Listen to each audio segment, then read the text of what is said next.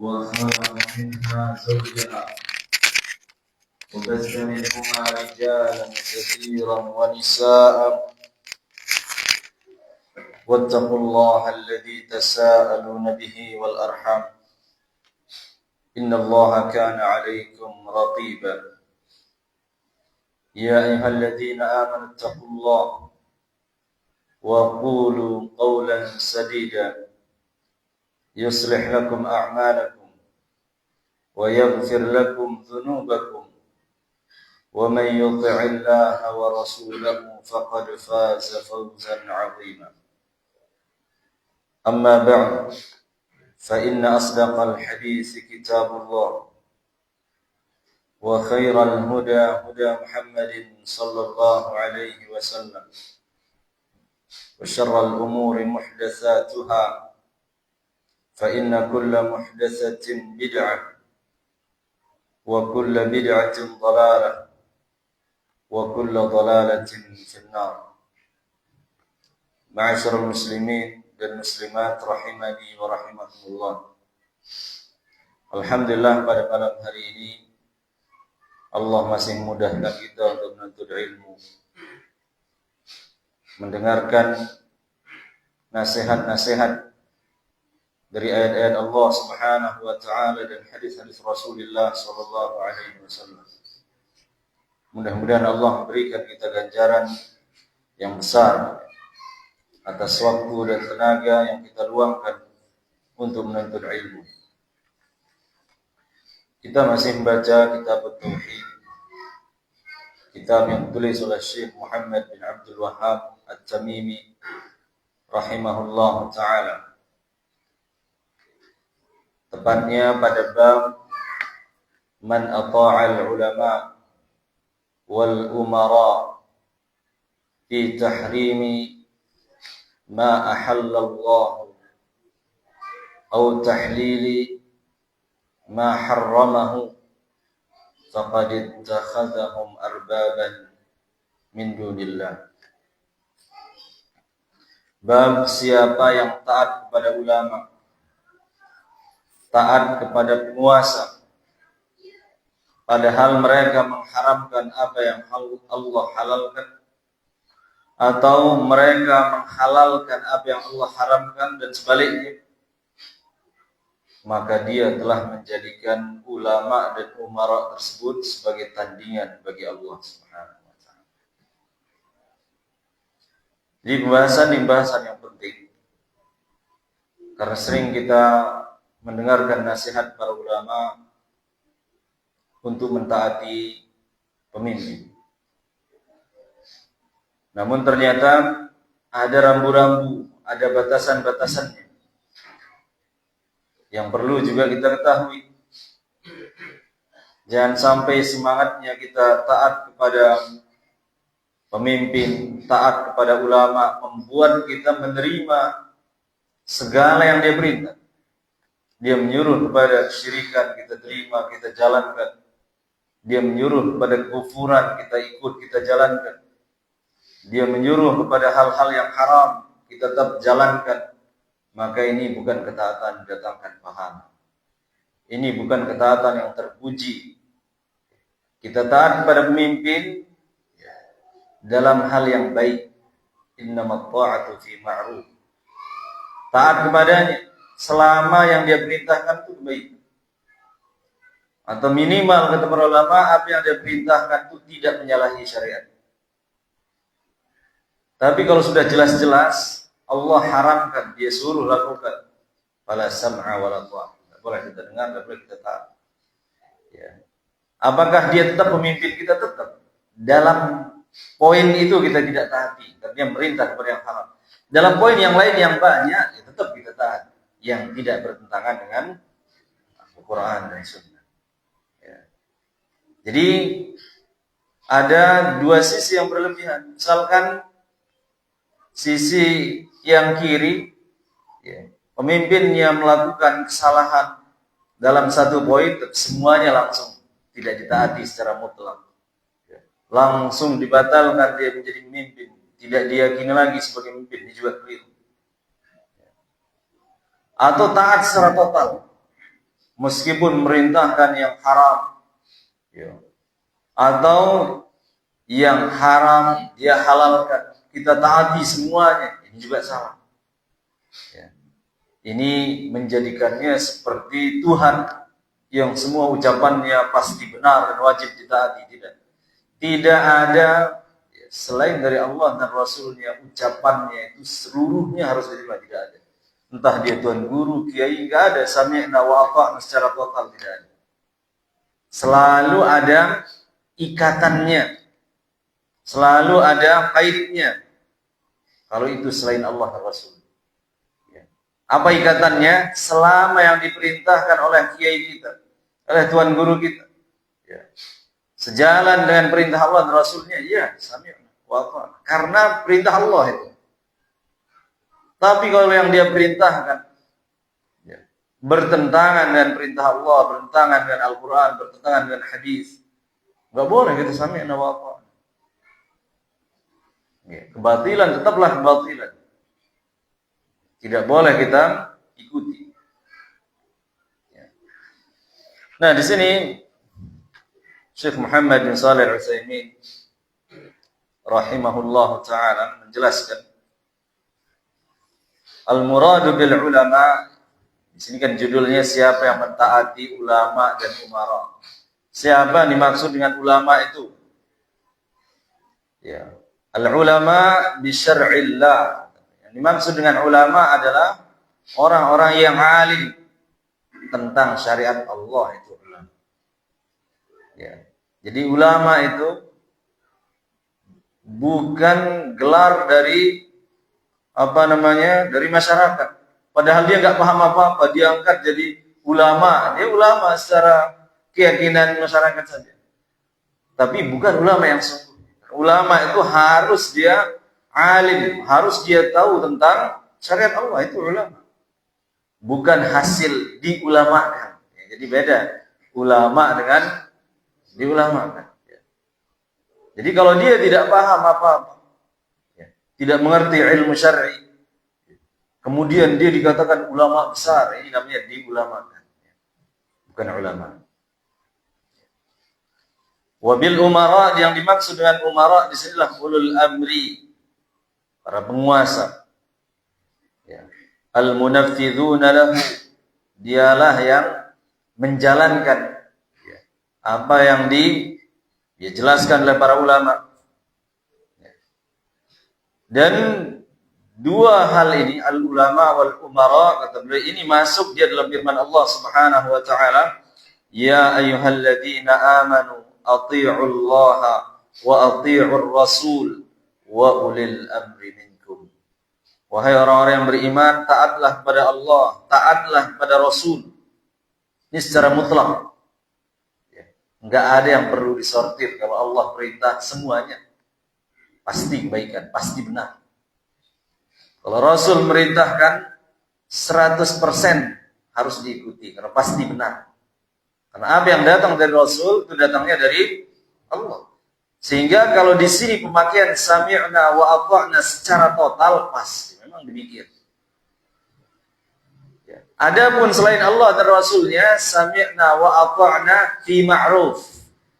Kita dengar, kita taat kalau itu baik. Ya. Tapi kalau itu kebatilan, fala sam'a wala ta'ah. Enggak ada namanya dengar, enggak ada namanya taat. Kebatilan tetaplah kebatilan, meskipun disampaikan oleh kiai, meskipun disampaikan oleh pemimpin. Faja'ala Allahu ta'atahu mustaqillan wa ta'ata rasulih mustaqillan. Kata beliau dalam ayat ini, Allah mengatakan ati'ullah wa ati'ur rasul, diulangi dua kata ati'u dua kali, untuk Allah dan untuk Rasul. Giliran ulil amri enggak ada itu. Langsung wa ulil amri. Di antara tujuannya, kata beliau, bahwa ketaatan kepada Allah, ketaatan kepada Rasul berbeda dengan ketaatan kepada selain mereka, pemimpin. Ketaatan kepada Allah mutlaqah, sempurna 100%. Ketaatan kepada Rasul sempurna 100%. Nah, ketaatan kepada pemimpin, nah ini tidak mutlak. tidak secara total. Harus dilihat dulu perintahnya ini menyalahi apa enggak. Perintahnya ini kebaikan apa keburukan. Kalau baik, sami'na wa ata'na. Kalau buruk, stop. Kita tidak lakukan. Ya. Bahkan kita berkewajiban untuk mengingkari sesuai dengan kemampuan masing-masing. Ada orang yang dekat dengan pemimpin, kemana-mana dia bersama pemimpin. Nah, ini dia lewat suara, lewat ucapan. Oh, ini nggak boleh, ya. Pak pemimpin, ini haram, ini kesyirikan. Dia sampaikan. Ada orang sulit dia ketemu, ya. Maka bisa dia melalui perantara itu, atau melalui tulisan, ya. Dan seterusnya. Ya, tidak boleh diikuti. Walihada lam yukarrir al-fi'l ati'u. Ya. Jadi dari sinilah kata beliau Allah tidak mengulangi kata ati'u, ya, kepada penguasa ini. Ati'ullah, ati'ur rasul. Wa ulil amri, enggak ada kata wa ati'u. Untuk membedakan beda taat kepada Allah, taat kepada Rasul dengan taat kepada selainnya, beda. Fala ta'ata li makhluqin fi ma'siyatil khaliq. Tidak ada namanya ketaatan kepada makhluk. Disebut pakai kata makhluk siapapun dia. Ya. Selama dia masih makhluk, ya, maka tidak ada yang boleh ditaati dalam rangka bermaksiat kepada Sang Khaliq, Sang Pencipta. Pemimpin makhluk, ustadz makhluk, kiai makhluk, pejabat makhluk, aparat makhluk. Ya. Kalau ucapannya bertentangan dengan penciptanya, maka tidak boleh kita taati. Kita tidak boleh taati, karena itu adalah kemaksiatan. Kemudian kata beliau, fi tahrimi ma ahallallah. Ya. Siapa yang taat kepada pemimpin, kepada ulama, dalam rangka mengharamkan apa yang halal. Ay fi ja'lihi haraman aqidatan wa amal atau amala. Maksudnya kata beliau, pemimpin ini dia haramkan apa yang Allah halalkan. Baik itu berupa keyakinan atau perbuatan. Ini juga tidak boleh, karena wewenang Allah yang menghalalkan, mengharamkan itu wewenangnya Allah. Jadi dia mengharamkan sesuatu yang Allah halalkan. Bahkan sesuatu yang diwajibkan diharamkan oleh dia. Dilarang seorang sholat, nggak boleh. Dilarang orang pakai jilbab, diharamkan, nggak boleh. Di daerah ini nggak boleh, haram pakai jilbab. Nah, ini mengharamkan apa yang Allah halal, apalagi mengharamkan apa yang Allah wajibkan. Ini jelas bertentangan berarti. Ya. Jadi kalau sudah jelas dia menghalalkan yang haram atau sebaliknya, ya, menghalalkan yang haram, zina misalnya, dia umumkan, mulai tahun ini kita akan bolehkan berzinahan. Ini jelas Allah sudah haramkan, tapi dia menghalalkan. Nah ya, kalau sudah jelas seperti ini, fala sam'a wala ta'ah, nggak boleh kita taati. Ya. Tidak boleh kita mengatakan, oh alhamdulillah sudah dihalalkan, berarti bisa kita lakukan, enggak. Ya. Wewenang halal dan haram itu hanya milik Allah. Ya. Subhanahu wa ta'ala. Misalkan pemerintah menghalalkan nikah laki dengan laki-laki, wal'iyadzubillah, dihalalkan secara resmi. Ya. Apa boleh bagi kita mengamalkannya? Tetap tidak boleh. Ya. Tidak boleh. Itu wajib membenci perbuatan tersebut. Ya. Wajib mengingkari. Kalau kita tidak bisa mengingkarinya karena kita lemah, minimal kita mengingkari dengan hati, dengan membencinya dan tidak mengamalkannya. Nah, itu cara kita mengingkarinya. Itu sudah yang paling minimal. Gak boleh kita mengatakan, oh kan ini sudah dibolehkan, ayo kita lakukan. Ya.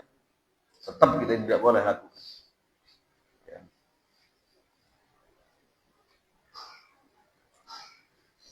Qauluhu arbaban min dunillah. Jadi siapa yang mentaatinya dalam hal ini, sudah melampaui batas, tetap dia taati, maka dia telah menjadikannya sebagai tandingan-tandingan bagi Allah. Dia telah menjadikan sebagai arbab. Arbabnya zaman dari Rabb. Dia telah menjadikannya sebagai Rabb, sebagai pencipta, sebagai Tuhan, ya, yang berbuat semaunya, ya, yang berbuat sesuai dengan kehendaknya, ya, baik di dalam mengatur alam ini ataupun di dalam syariat ini. Jadi kalau dia berbuat semena-mena dalam syariat Allah, ini dia haramkan, ini dia halalkan, ya, dan selalu ditaati, oh, ini seperti Tuhan berarti. Makanya dibahas dalam kitab Tauhid, karena masuk dia dalam syirkut ta'at, menduakan Allah dalam ketaatan yang mutlak. Jadi Allah yang satu-satunya yang ditaati secara mutlak.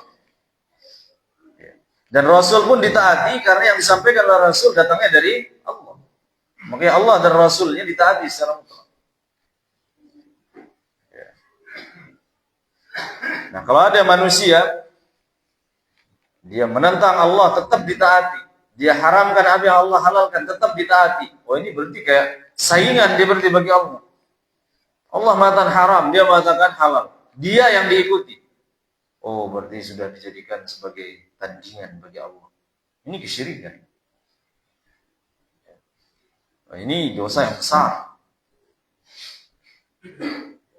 Makanya kita tetap seperti yang kita bilang tadi, kalau kita jelas tahu hukumnya haram dan dihalalkan oleh penguasa atau dihalalkan oleh kiai, ya, dihalalkan oleh tuan guru, kalau kita tahu itu betul-betul perkara yang haram, nggak boleh kita ikuti. Ya. Bahkan kalau kita punya kemampuan untuk nasihati kiai tersebut, tuan guru tersebut, kita nasihati. Kalau kita tidak punya kemampuan penguasa, bahaya kalau kita bersuara misalnya mengancam nyawanya sebagaimana terjadi di zaman-zaman dahulu. Ya. Maka yang minimal seperti tadi yang kita bilang, dia wajib mengingkari dengan hati, dia benci di perbuatan tersebut. Dan jangan dia mengamalkannya. Dan dia mengikuti. Kemudian kata Syekh, "Faman ata'al ulama'a fi mukhalafati amrillahi wa rasulih, faqad ittakhadhahum arbaban min dunillah bi'tibari at-tasarruf asy-syar'i." Maka siapa yang patuh taat kepada ulama padahal dalam rangka menentang perintah Allah dan Rasulnya, maka dia telah menjadikan ulama tersebut sebagai tandingan bagi Allah di dalam di dalam memiliki kewenangan dalam syariat ini.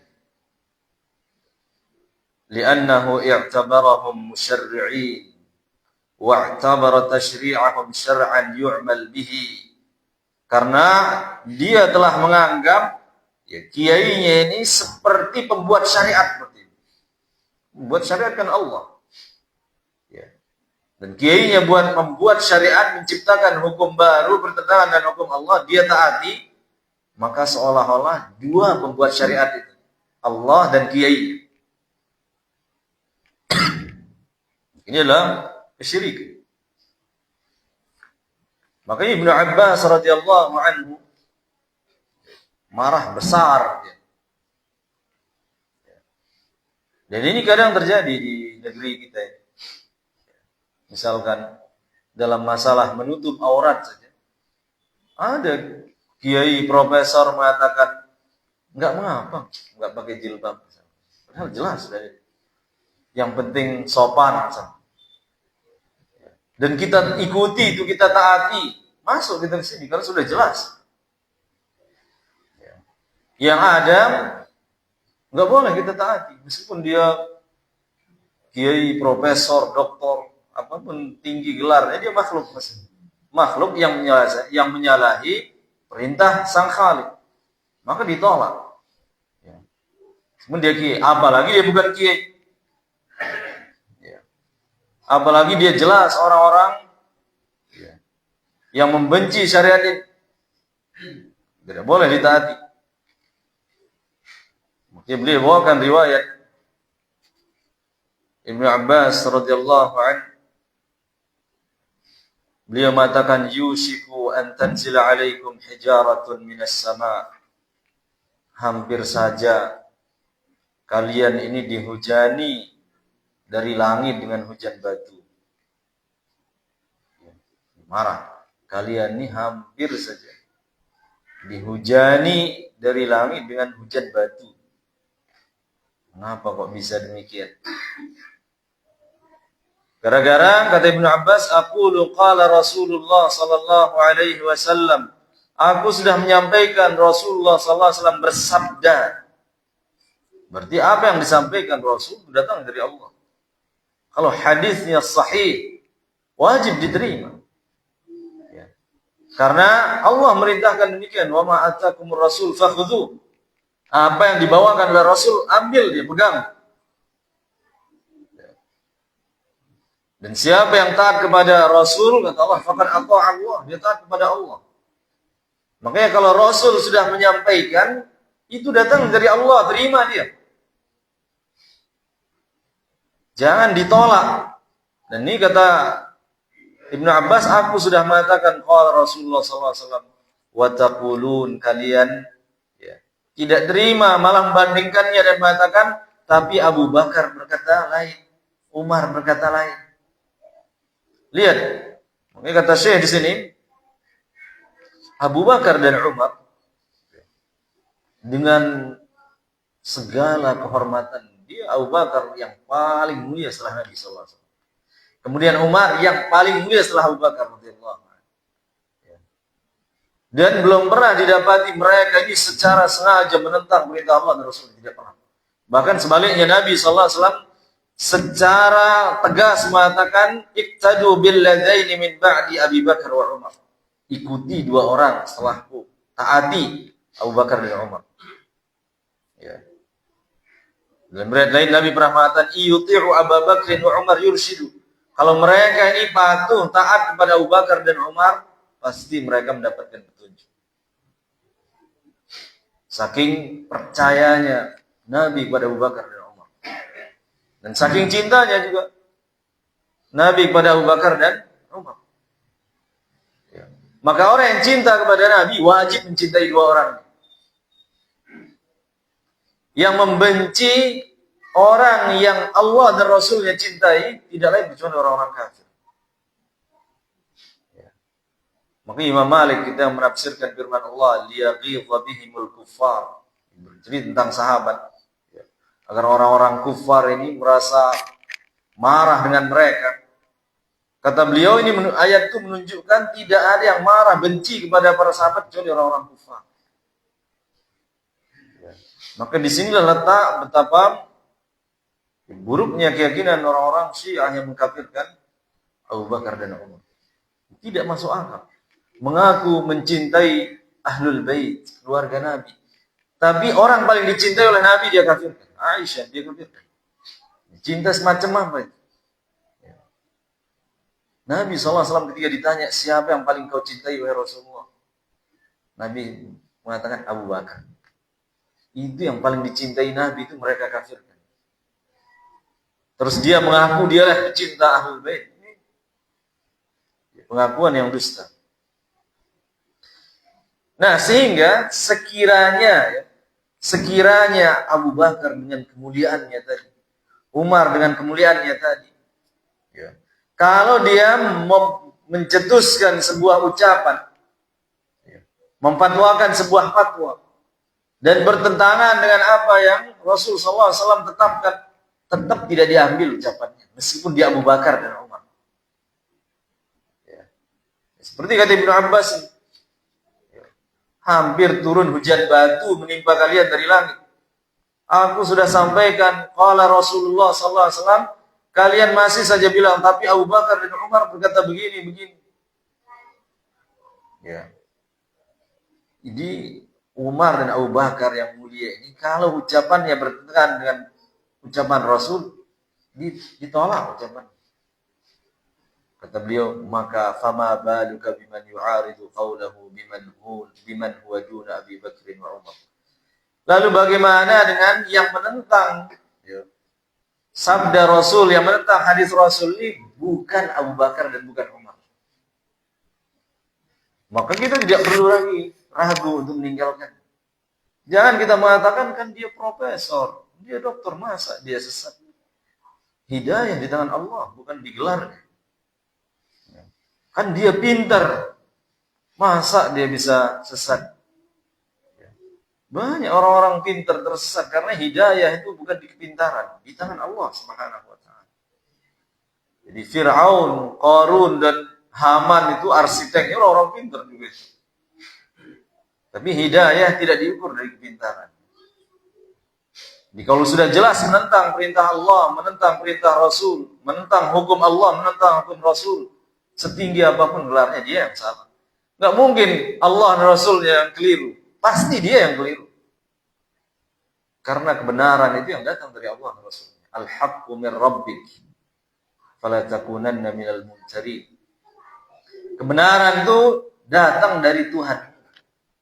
Berarti kalau sudah datang dari Allah, di Al-Quran, di hadis, kebenaran sudah itu. Dan jangan kalian ragu. Fala takunanna minal mumtarin.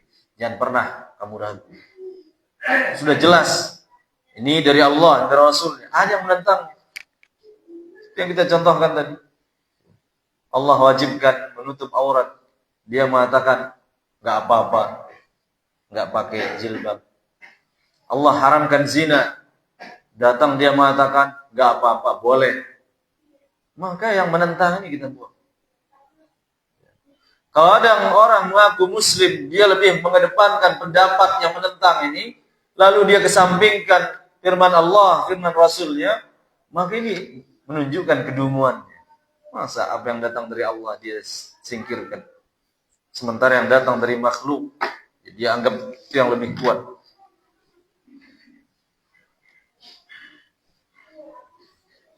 Makanya kata beliau di sini, wal farqu baina dzalika kama baina as-sama'i wal ard. Jadi Abu Bakar dan Umar ini mulia.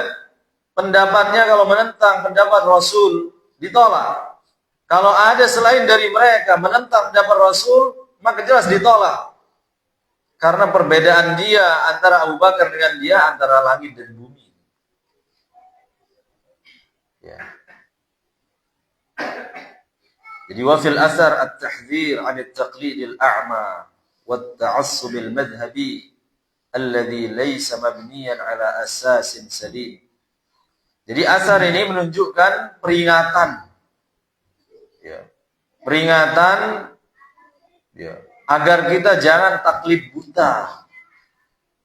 Jangan kita berprinsip kalau dia yang ucapkan seluruhnya kecil maupun besar tetap saya akan terima. Tanpa mempedulikan bertentangan dengan Al-Quran dan hadis ataupun tidak. Ini namanya taklid buta. Dia tetap ikuti tanpa tahu menahu pokoknya. Dia bertentangan, keikuti terus. Dia salah, keikuti terus. Ini ya taklid buta. Wa ta'assubil madhhabi. Dan ini juga kata beliau peringatan bagi orang yang fanatik mazhab. Saking cintanya terhadap mazhabnya, dia selalu mencari cara ya, untuk mencari pembenaran terhadap pendapat yang lemah. Jadi para ulama mazhab ini, para ulama ahlu sunnah yang sudah berjuang mengerahkan pikirannya, ilmunya untuk menjelaskan hukum-hukum Allah dari Al-Quran dan dari hadis. Namun ada saja satu dua pendapat ya, ketika ditanya di zamannya ya, dia berusaha mencari hukumnya. Maka ini namanya ijtihad. Ijtihad itu bersungguh-sungguh dia.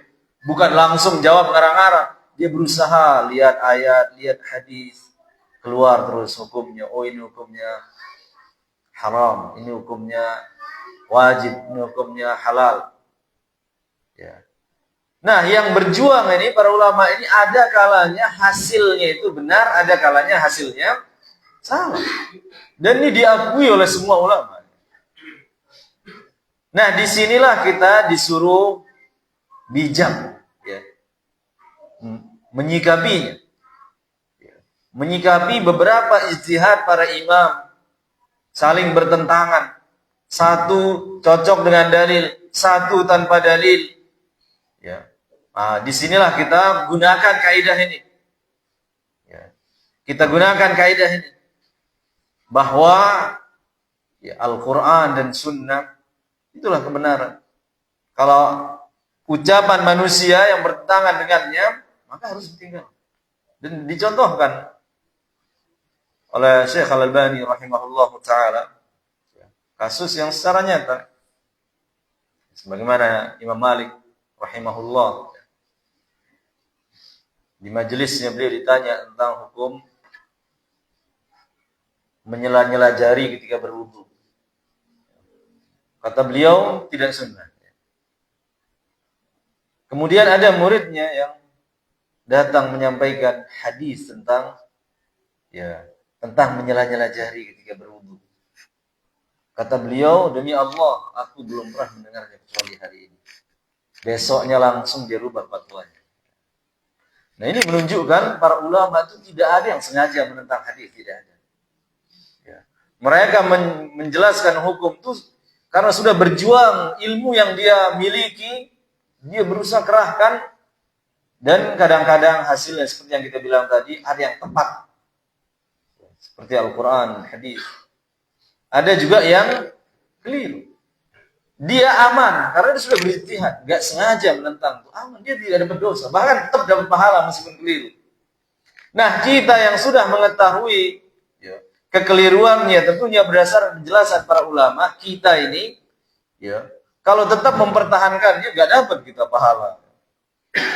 Justru kita, kalau tahu salah tetap kita ikuti, kita dapat dosa. Ulamanya tetap ma'zur, diberikan uzur. Tetap kita hormati, kita cintai, karena dia nggak ada kesengajaan. Bahkan sudah berjuang. Makanya kata Nabi, kalau orang sudah berijtihad, benar maupun salah, tetap dihargai usahanya itu. Benar dapat 2 pahala, salah pun dapat 1. Ini yang berijtihad, bukan muqallidnya. Kalau yang mengikuti, ini sudah dijelaskan padanya, ini salah. Oh, yang penting saya ikuti tetap. Enggak dapat dia 1 pahala. Dia enggak berijtihad ini. Ya. Dan setiap mazhab ada saja 1-2 yang bertentangan dengan Al-Quran dan hadis, tapi bukan karena kesengajaan. Karena ada yang bertanya dulu, kok para ulama ini seenaknya buat pendapat bertentangan? Bukan begitu. Ini tidak menghargai para ulama. Jadi ada contoh dalam mazhab Hanafi, nggak salah. Jadi boleh perempuan itu menikahkan diri. Nah, dalam mazhab yang lain harus ada wali. Dan setelah dibandingkan 2 pendapat ini, yang ada dalilnya itu adalah yang pakai wali. Karena Nabi mengatakan la nikaha illa biwali. Enggak sah nikah tanpa wali, itu hadis. Sedangkan pendapat mengatakan boleh. Nah, dia tidak berpegang pada dalil. Maka dengan segala hormat, kita tidak ambil pendapat itu. Bukan karena kita benci. Tapi karena demikianlah prinsip dalam beragama, Al-Quran dan Sunnah lebih dahulukan. Dan ini berlaku pada siapapun. Kalau terbukti, jangan kita gegabah juga. Baru baca 1 hadis, oh ini salah. Enggak. Itu kita dapati dari penjelasan para ulama. Atau kalau dia menuntut ilmu, betul dia sudah teliti. Enggak boleh dia bermudah-mudah langsung menuduh ini bertentangan dengan Al-Quran dan hadis. Enggak.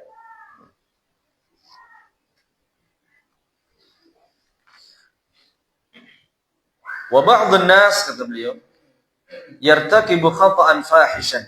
Ada sebagian orang dia melakukan kesalahan yang nyata. Idza qila lahu qala Rasulullah sallallahu alaihi wasallam, kalau dia ditegur, Rasulullah sallallahu alaihi wasallam melarang ini dalam hadisnya. Apa dia bilang? Qal lakin fil kitab al-fulani kadza wa kadza. Tapi kan di kitab ini boleh. Tapi di kitab ini boleh. Nah, ini contohnya, kata dia. Seperti tadi misalkan khamar haram. Meskipun bukan dari anggur. Kata dia, kan tapi kitab mazhab ini boleh kalau bukan dari anggur. Padahal ada hadisnya kullu muskirin haram. Setiap yang memabukkan haram kan. Dia enggak tanpa melihat apa bahan. Nah kata beliau, orang yang seperti ini fa'alaihi ayyattaqiyallah alladzi qala fi kitabih. Orang yang seperti ini sudah dijelaskan hadis Rasul tentang haramnya, tapi dia mencari pembenaran dan nyari-nyari kitab ini, pendapat ini. Hendaklah bertakwa kepada Allah. Ingat firman Allah, wa yauma yunadihim fayaqul madza ajabtumul mursalin. Ya. Di hari Allah memanggil mereka dan menanyakan, ya, bagaimana kalian dahulu menjawab para rasul. Jadi yang ditanya itu, apakah kamu mengikuti Rasul? Itu yang pertanyaan. Bukan apakah kamu mengikuti fulan, enggak. Ya. Jadi yang akan ditanyakan itu, kamu ikuti enggak Rasul yang saya utus itu? Kalau jawabannya iya, selamat. Tapi kalau jawabannya enggak, gara-gara si fulan dulu berpendapat gini, enggak, kamu tidak diwajibkan mengikuti fulan. Kamu disuruh mengikuti Rasul. Walam yakul madza ajabtum fulanan wa fulana. Jadi Allah tidak mengatakan bagaimana kamu mengikuti fulan, orang ini, kiai ini. Jadi yang ditanya itu bagaimana apa engkau mengikuti Rasul. Ya.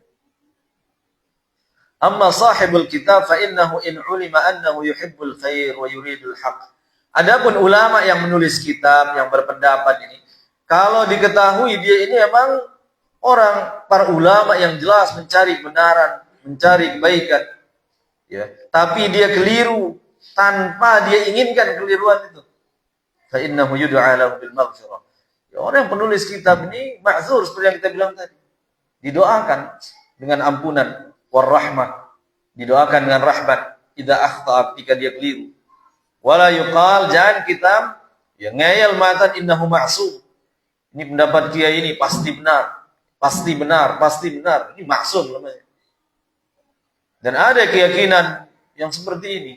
Oh, ini kalau sudah wali, semua perbuatan jangan ada yang dilarang. Ya. Karena kalau dia ini, wali ini, ya, kelihatannya aja jelek. Kelihatan di mata kita aja jelek. Sebenarnya itu bagus. Ini bahaya ini. Sehingga banyak nanti ngaku sudah sampai wali, biar dia semena-mena juga nggak boleh dilarang. Ya.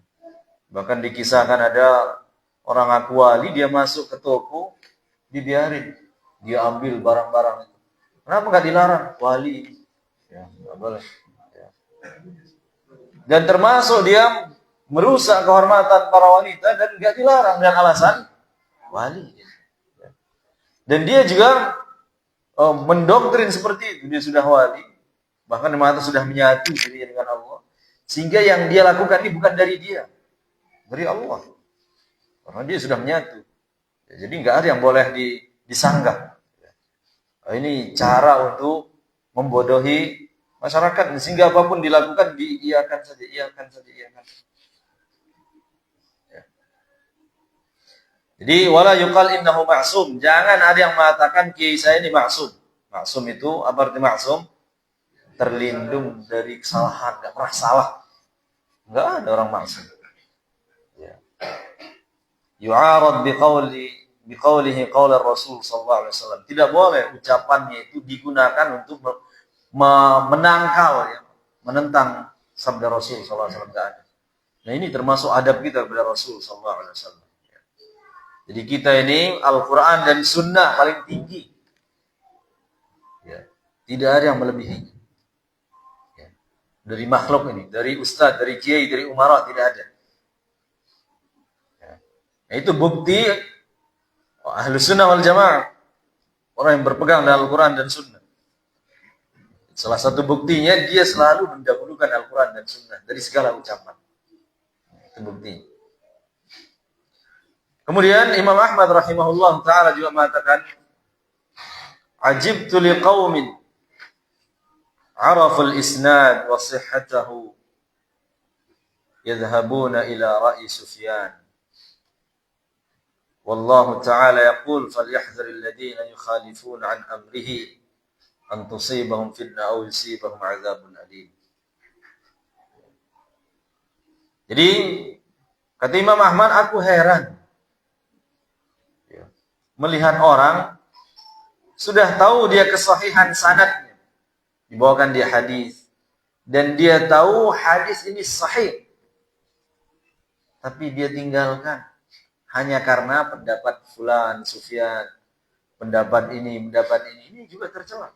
Ahmad nggak boleh kalau sudah jelas sabda Nabi SAW dan sahih, itu sudah yang terbaik. Jangan nyari orang berpendapat lagi. Jadi tidak semua tempat ulama itu boleh berpendapat, berijtihad, tidak boleh. Kalau sudah jelas hukumnya, nyata seterang matahari, jangan dia berijtihad lagi. Ngapain berijtihad? Sudah ada ini. Mau buat hukum tandingan, terus hukum Anda lebih baik daripada yang sudah ada ini. Oh, dia bilang, iya, bahaya, bisa kufur. Mengatakan hukum saya lebih baik, harus berijtihad dulu. Ini bahaya. Jadi para ulama itu kalau sudah ada dalil yang sharih, gak akan mereka berijtihad. Ya. Jadi la ijtihada fi mawridin nas, tidak ada ijtihad kalau sudah ada nas dari Allah dan Rasul. Makanya ijtihad itu kapan terjadi? Kalau nas tidak ada, atau ada tapi multi tafsir. Ya, ada tapi multi tafsir. Sehingga ini menafsirkan dari sisi ini menafsirkan dari sini. Nah, ini namanya ijtihadiyah. Ya, makanya tidak tepat juga mengatakan oh masalah fikih ini boleh khilaf. Enggak, tidak semua masalah fikih. Masalah fikih itu banyak dalil yang sudah sharih juga. Enggak boleh berijtihad. Ya. Jadi tempat ijtihad itu seperti tadi. Nasnya tidak ada atau ada tapi tidak tegas. Ya. Ada tapi multi tafsir, mengandung banyak ihtimal. Seperti duduk sujud itu apakah lutut duluan apa tangan duluan, itu satu hadis. Tapi karena kandungannya ini multi tafsir, sehingga ulama ini sebagian menafsirkan A, sebagian menafsirkan B. Nah, ini namanya ijtihadiyah. Nah, kita di sini nggak boleh mengingkari orang kalau mengambil pendapat yang lain, karena memang tidak ada lafaz yang sharih, yang tegas itu. Tapi kita tetap harus berusaha sekuat tenaga mencari yang paling kuat, bukan mencari yang paling ringan. Berusaha. Allah Maha tahu siapa yang jujur mencari kebenaran dan siapa yang cari-cari keringanan. Beda. Orang yang mencari-cari yang ringan, dia akan zindik, kata Quran, dia akan keluar dari sholat. Sengaja nyari-nyari yang tadi. Dia mau nikah, dia cari pendapat, oh, boleh tanpa wali. Dia ingin walimah, dia cari pendapat, boleh khamar selain anggur. Kemudian dia mau, akhirnya rusak lah. Dia dan rusak juga syariatnya. Dan Allah Subhanahu wa taala telah mengancam, kata beliau, "Falyahdharil ladzina yukhalifuna an amrihi an tusibahum fitnah aw yusibahum 'adzabun alim." Hendaklah hati-hati orang yang suka menyalahi perintah Rasul, nanti akan ditimpa oleh fitnah atau ditimpa oleh azab yang pedih. Hati-hati. Ya. Jadi orang yang suka menolak perintah Rasul, satu ditolak, besok berani dia nolak dua, besok tiga, besok 10. Makanya fitnah maknanya di sini kata Imam Ahmad kekufuran, bisa dia kufur terus. Terbiasa menolak hadis, bahaya. Ya. Disimpangkan hatinya dari kebenaran. Makanya kita muslim, nama muslim itu pasrah, berserah diri. Terima secara total terhadap Al-Quran dan terhadap dalil. Makanya muslim itu. Ya. Dan itu cara beragama yang paling menenangkan. Ada Al-Quran, ada hadis, terima. Jangan kita terbiasa menentang dengan logika, menentang, membandingkannya dengan adat, membandingkannya dengan ini. Lama sekali prosesnya untuk menerima Al-Quran dan hadis. Ya. Orang yang terbiasa menolak ini akan terkena fitnah. Ya. Atadri mal fitnah, kata Imam Ahmad, tahukah kamu fitnah itu? Al-fitnah itu asyirik. Fitnah itu bisa berupa kesyirikan. Kok bisa? La'allahu idza radda ba'dha qawlihi ay yaqa'a fi qalbi syai' min az-zayg fayahlik. Ya, boleh jadi karena dia terbiasa menolak hadis Nabi. Ya. Maka akan masuk ke hatinya ini penyimpangan dan dia pun binasa. Ya. Makanya ada orang yang ketika dibawakan hadis azab kubur kata dia, masa ini benar? Kan kita lihat enggak ada. Dia tolak berarti ini dengan logikanya. Akhirnya dia tidak percaya azab kubur. Dibawakan di ayat nanti amal akan ditimbang dia tolak dan logikanya. Masa amal ditimbang? Ini bukan barang. Gimana cara ngarunginnya? Gimana cara ininya? Oh, ayat nggak benar ini. Akhirnya orang yang seperti ini bisa betul-betul sesat dia. Karena kalau Allah sudah mengatakan demikian, dia sami'na wa ata'na. Mampu Allah melakukan apa yang kita tidak mampu itu. Mampu. Bahkan dalam hadis disebutkan kematian itu disembelih, dijadikan wujud kematian itu nanti dia seperti kambing yang hitam disembelih. Kemudian Allah berfirman, ya khulud bila maut, kekal, tidak ada lagi yang namanya mati. Ya, kita azan dulu.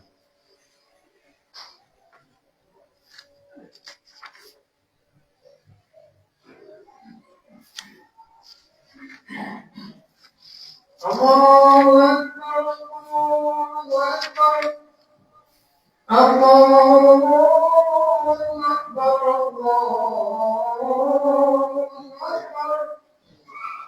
Asyhadu an la ilaha illallah.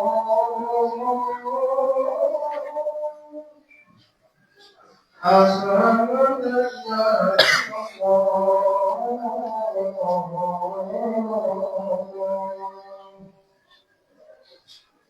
Asyhadu anna Muhammadar Rasulullah. Asyhadu anna Muhammadar Rasulullah.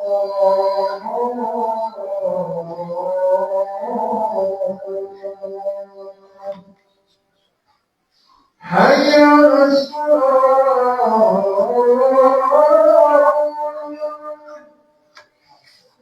Hayya 'alas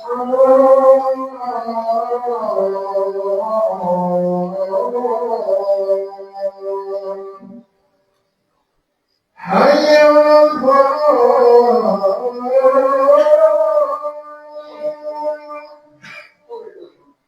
Hayya 'alal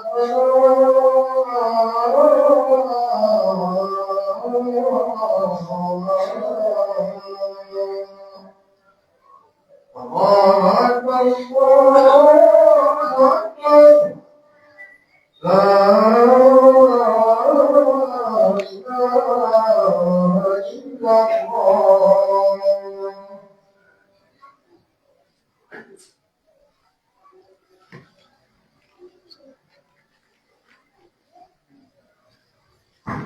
Ya, alhamdulillah wassalatu wassalamu ala Rasulillah wa ala alihi wa sahbihi wa man wala. Kemudian yang terakhir beliau bawakan kisahnya Adi bin Hatim, seorang sahabat mantan Nasrani. Ketika mereka dahulu, kalau pendetanya menghalalkan apa yang diharamkan tetap dia taati, atau sebaliknya mengharamkan yang dihalalkan tetap dia taati, Nabi SAW menyebutkan bahwa itu termasuk juga kesyirikan dalam ketaatan dan menjadikannya sebagai Tuhan-Tuhan selain dari Allah.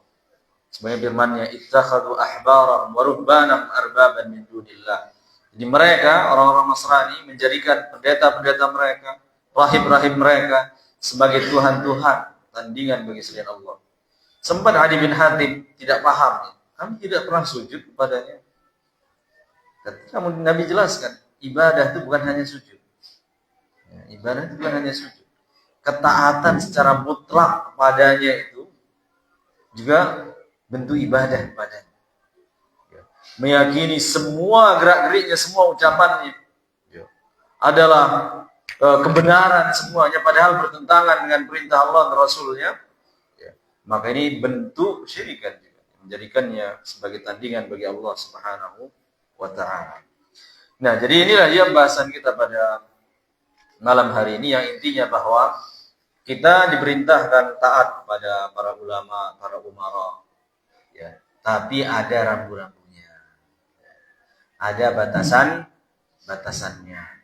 Salah satunya ya, ketaatan kepada mereka ya muqayyadah, terikat ya, bila mereka merintahkan kepada yang ma'ruf, bila mereka perintahkan ini sesuai dengan perintah Allah dan Rasulnya. tatkala perintahnya ini jelas-jelas menyalahi perintah Allah dan Rasulnya, maka di sini tidak boleh taat dan tidak boleh mendengar. Tidak boleh sam'u ta'ah di sini. Ya. Bahkan wajib kita mengingkarinya sesuai dengan kemampuan masing-masing. Ada yang dengan tangan, ada yang dengan lisan, ada yang dengan hati. Nah, ini penting kita ketahui agar jangan juga diperalat jamaah ini menyuruh semuanya harus taat padanya apapun dia suruh. Ya. Dan dia ancam kalau enggak taat dengan ayat ini. Wa ulil amri minkum. Akhirnya apapun dia lakukan harus ditaati meskipun menyalahi. Nah, ini menjadikan dirinya sebagai tandingan bagi Allah. Ya. Jadi inilah dia yang bisa kita sampaikan, mudah-mudahan bermanfaat ya bagi kita semua. Dan sebelum kita tutup, kalau ada para jamaah yang bertanya, kita persilahkan. Ada yang bertanya, Bapak-bapak? Ya. Satu dia lihat Quran dan satu dia lihat hadis Rasulullah yang sahih, tapi dia tidak mau melakukannya termasuk dengan panggilan. Dia tidak mau melakukannya.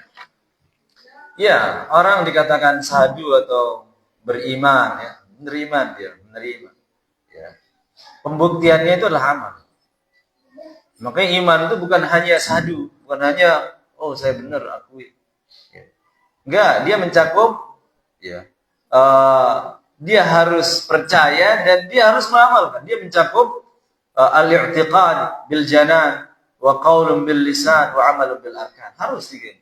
Ya. Dia percaya ya dengan hatinya, dia ucapkan dengan lisannya dan dia amalkan dengan anggota badannya. Ya misalkan tahu saya wajib sholat ini, tahu saya hadisnya sahih, tapi saya nggak mau sholat, nggak bisa ya. Wajib dia mengamalkannya, wajib dia mengamalkannya. Kalau dia tidak amalkan apa yang dia yakini wajib, bisa kufur dia. Bisa kufur dia. Agama ini bukan untuk diketahui, agama ini untuk diamalkan. Orang Muslim saja kalau tidak mengamalkan apa yang dia ketahui, diancam di pertama dimasukkan ke neraka.